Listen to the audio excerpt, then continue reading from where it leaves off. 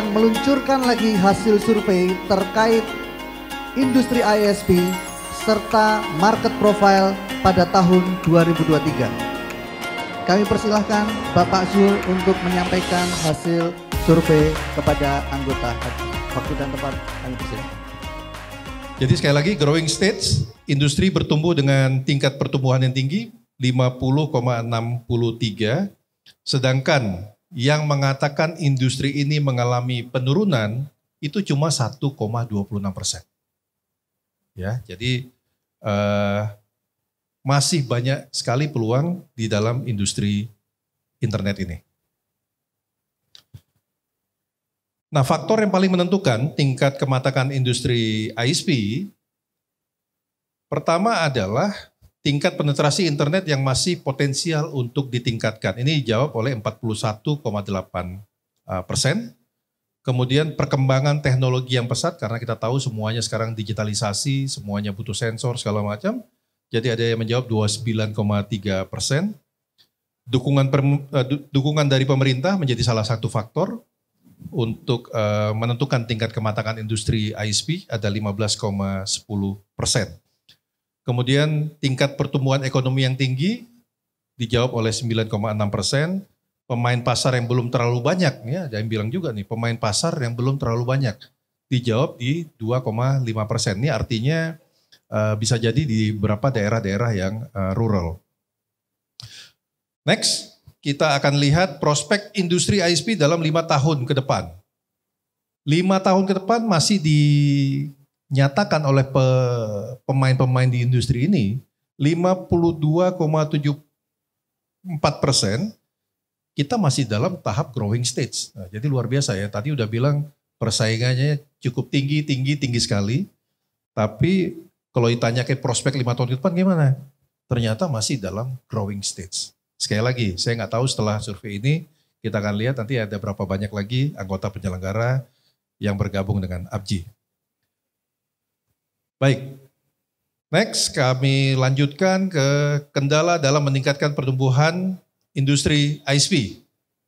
Jadi pasti ada kendala dalam membangun industri ini, dan kendalanya adalah biaya pemasangan dan pemeliharaan infrastruktur yang tinggi, 23,8%. Sulitnya infrastruktur menjangkau akses layanan terutama pada area remote dan rural itu 23,4%. Kemudian ada yang menjawab persaingan yang terlalu tinggi nih, ada 21,3%. Kemudian masalah regulasi juga menjadi kendala dalam meningkatkan pertumbuhan industri ISP di Indonesia. Yang menjawab adalah 15,9%. Kemudian terbatasnya akses permodalan 10,5%. Nah, selanjutnya kita akan lihat pertumbuhan usaha dan tantangan, dan survei APJI memperlihatkan bahwa tingkat pertumbuhan penjualan ISP periode 2021-2022 yang menjawab pertumbuhan pada tahun lalu 0,20% itu ada 43,93%. Yang menjawab lebih dari 100% cuma ada 5%. Yang bilang menurun juga ada. Yang bilang menurun 7,95%. Nah, berdasarkan pengalaman yang tahun yang lalu, kemudian kita juga bertanya dong estimasinya untuk di tahun 2023. Masih ada yang menjawab 6,7 menurun nih. Gitu ya. Nah, yang menarik adalah yang menyatakan bahwa 20 kenaikan omsetnya bisa 20-50% itu meningkat dari tahun yang sebelumnya. Nah, sekarang dijawab 40,2%.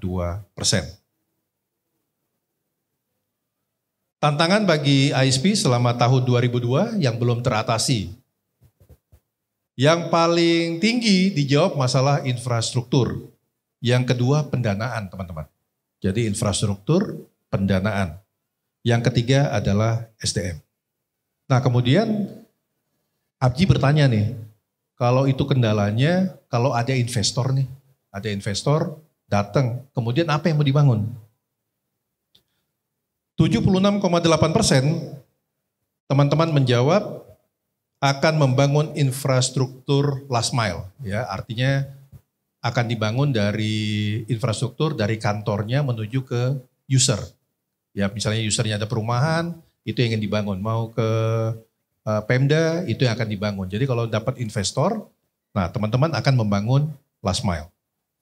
Nah, jadi ini bagi yang teman-teman yang ada di sini, calon-calon investor, lihatlah survei ini, teman-teman bisa jadi investor dan tahu kemana arah untuk investasinya. 6,8 membangun data center. 5,1% menambah kapasitas bandwidth internasional. Kemudian ada 4,2 mengembangkan software pendukung. 2,1% membangun kantor. Yang tidak menjawab ada 5,1. Artinya memang infrastruktur menjadi satu hal yang ingin dikembangkan oleh teman-teman ISP apabila mendapatkan investor. Kita lanjut lagi. Kami bertanya kepada para pemain di industri ini, rata-rata ISP yang menjawab di bawah 20 kabupaten atau 20 kota, itu ada 86,2%. Saya lanjutkan dengan cepat sekali ya, karena waktu. ISP yang terhubung dengan IEX saat ini ada 78,2%. Jadi teman-teman yang ingin mengutilisasi IEX, ini kita sudah terkoneksi 78,2%. Kemudian teman-teman yang terhubung dengan IEX wilayah juga ada 44,4%. Oke, ini saya lanjutkan, next saja. Nah, kita bertanya juga kepada teman-teman ISP, produk yang paling banyak ditawarkan kepada konsumen. Yang ditawarkan adalah yang paling tinggi internet dan managed service. 43,1%. Kemudian internet saja, yang menawarkan cuma internet aja, 41,8%. Internet dan TV ada 10,5%. Internet dan pengembangan software development ada 2,5%. Internet dan IoT masih kecil, 2,1%. Jadi kalau teman-teman lihat survei ini, bergeraklah dari yang paling bawah ini. Next, kita akan lihat sektor yang menjadi preferensi untuk membangun infrastruktur. Preferensinya, teman-teman menjawab yang paling besar adalah di sektor retail, korporasi, dan pemerintahan. Jadi ada 3 sektor itu yang menarik untuk dibangun, ada 31,4%. Saya lanjutkan dengan cepat. Kalau mau yang ini sekali lagi download di survei.apji.or.id di bagian 2022-2023. Ini saya lewatkan, mungkin terlalu teknis bagi teman-teman semuanya. Ini juga saya lewatkan dulu. Oke, teman-teman, berkenaan dengan IP versi 4 dan transformasi ke IP versi 6. Kami bertanya kepada para pemain utama di transformasi digital di Indonesia yang sudah menerapkan itu hanya 35,1% saja. Ya, 35% saja yang sudah menerapkan IP fisik. Seperti apa penerapannya? 45,2 itu diimplementasikan di jaringan utama dengan metode dual stack. Jadi sudah mulai nerapin tapi dual stack. Itu 45,2%. 16,7% sudah diimplementasikan ke seluruh jaringan termasuk web service dan aplikasi dengan metode masih dengan dual stack. 11,9% diimplementasikan pada jaringan utama dan implementasinya sampai ke klien dengan native. Nah, jadi yang pakai native ini baru cuma 11,9%. Artinya bahwa memang sudah ada penerapan ke IP versi 6, tetapi yang native-nya masih 11,9%. Nah, kita juga bertanya tentang metode backup dari upstream yang berbeda. Masih ada 23,8% pemain di industri ini yang tidak menggunakan backup. Jadi ini sekali lagi kesempatan bagi siapa ini? Bagi NAP mungkin, ya, atau yang punya Jartub ya. Ini karena ada yang menjawab 23,8%, mereka nggak pakai backup tuh ISP-nya. Pertimbangan utama memilih backup stream. Nah ini mungkin bagi teman-teman NAP. Metode koneksi yang berbeda dengan upstream yang utama. Jadi 60,7. Jadi jangan nawar-nawarin kalau misalnya terlalu sama. Harga yang lebih murah daripada upstream utama. Jadi jangan nawarin lebih tinggi. Yang jawab 56,5%. Nah teman-teman semuanya, kita bicara keamanan cyber. Ini hanya sebagai parameter saja. Bahwa perusahaan ISP atau yang bermain di industri internet ini yang memiliki sertifikasi standar keamanan cyber ISO 27001 itu hanya 10,9%. Artinya 89,1% pemain-pemain yang menyelenggarakan transformasi digital melalui ISP, NAP dan yang sejenisnya itu masih belum memiliki sertifikasi ISO 27001. Ini hanya sebagai gambaran saja, walaupun APJI sudah bekerja sama dengan BSSN untuk melakukan pengkategorian ISP yang sifatnya self-assessment. Nah kita tanya nih, prosedur mitigasi terhadap serangan cyber. 49,4% perusahaan ISP mengatakan tidak memiliki prosedur mitigasi. Wah, ini bagi praktisi cyber security atau BSSN mungkin menarik nih. Kemudian alasan perusahaan tidak memiliki prosedur mitigasi. 53,4% mengatakan tidak memiliki SDM untuk menangani mitigasi serangan cyber. Ya, jadi tidak punya SDM-nya. Kemudian kita berusaha mendalami lagi, perusahaan yang memiliki disaster and recovery plan, ternyata yang tidak memiliki 36,8%. Jadi kalau ISP itu mati, gitu, karena disaster, dia sudah tidak memiliki, dia nggak bisa hidup lagi, kurang lebih begitu ya, 36,8%. Oke, ini kemudian kita tanya, ini sebenarnya kaitannya tetap dengan cyber security, karena kami memerlukan informasi siapa sih penanggung jawab data perusahaan pada hari libur. 49,4% karyawan yang bekerja shift. Kemudian 40,2% secara remote oleh karyawan yang bekerja dari rumah. Nah jadi ini kalau para hacker-hacker ini bisa ngelihat nih, ya model-model perusahaan yang seperti ini. Nah yang menarik bahwa layanan support 24 jam pada ISP mencapai 89,1%, yang tidak memiliki layanan support hanya 10,9%.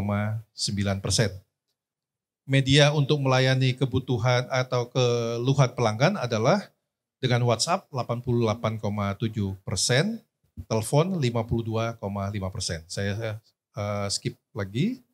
Perusahaan yang sudah terdaftar di LKPP ada 57,7%. Saya lanjut lagi. ISP menggunakan produk bakti yang belum ada 87,5%. Padahal nih produk bakti adalah namanya juga badan akselerasi. Jadi produk untuk akselerasi transformasi digital di Indonesia.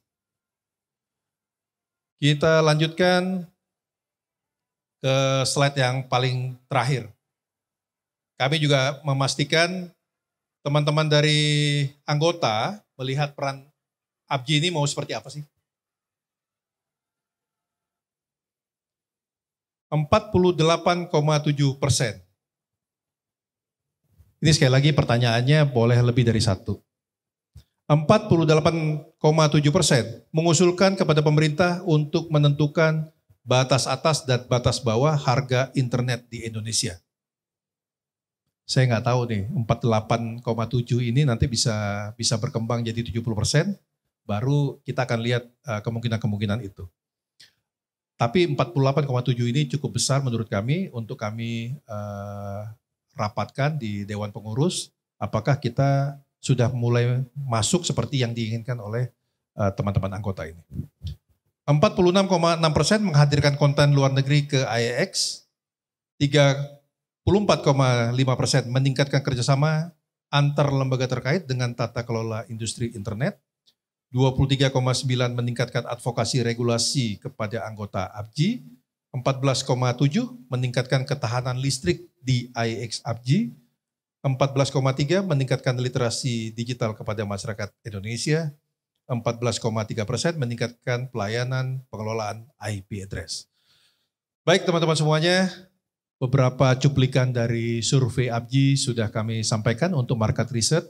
Untuk yang lengkapnya silakan di-download. Sekali lagi kami masih ada satu yang akan kita bongkar di bulan Mei secara lengkap. Jadi survei APJI yang selama ini berjalan kita akan buka di bulan Mei. Kenapa bulan Mei? Karena bulan Mei adalah anniversary-nya APJI.